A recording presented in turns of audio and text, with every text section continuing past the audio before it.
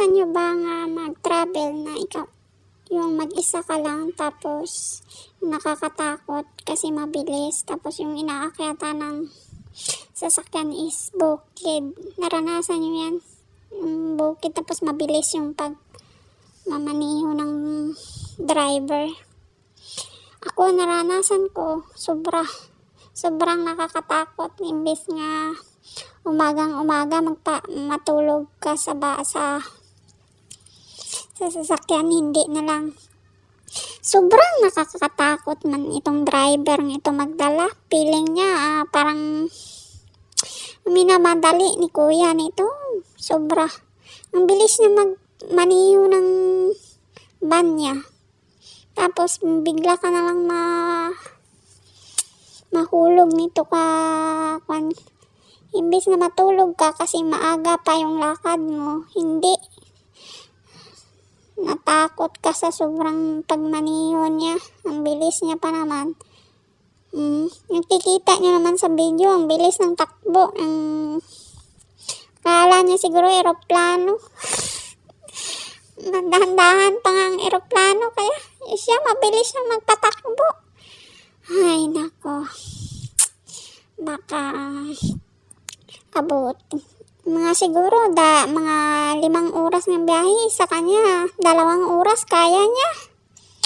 Akala niya mag-isa lang sa kalsada nagatakbo ba.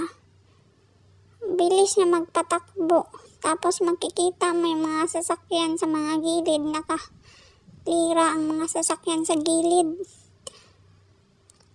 Kasi may pupuntahan akong maaga pa, kaya ako maagang umalis. May makikita ka mga truck ng mga bako-bako pa sa gilid, di ba? Ang bilis ng kasi yung kuha ng camera ko medyo ma-blurred kasi mabilis si kuya magpatakbo.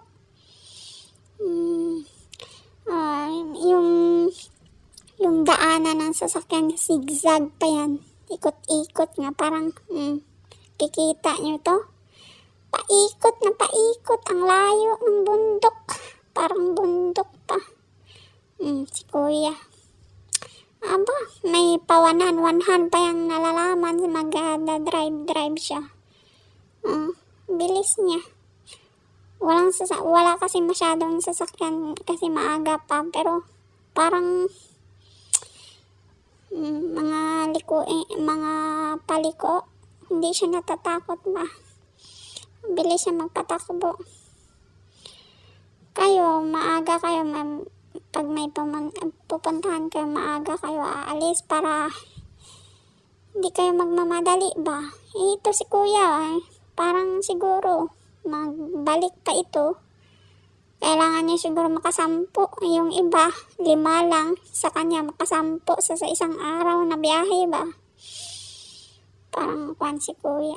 Bilis-bilis naman ito pag magpapatakbo siya. Sobrang nakakatakot dito guys. Kasi yung daanan, hindi basta-basta lang to. Bukid pa to nga, zigzag yung daanan. Paikot-ikot yung kalsada ba. Kayo, kung first time kayo sa mga biyahe na ganito, huwag kayo sumakay sa mabilisang van. Sobrang nakakatakot. Di hamak yung takot ko dito binilisan niya pa naman Kuya, dahan-dahan lang. Bilis mo naman, ha?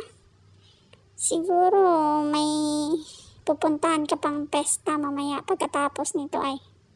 Bilis mo kasi magpatakbo. Pazigzag yan, paikot yan. Tapos ang bilis-bilis niya. Akala mo naman, di baling magdahan-dahan ka kuya. Sa 5 oras na biyahe, ginawa mo lang 2 oras yung biyahe ba. Sobrang nakakatakot. Maagang-aga pa naman ito. Makita mo may mga clouds pa. Nakikita niyo. Hindi pa nagsikat yung araw. Malapit. Si kuya, dinalawa niya na. Binilisan.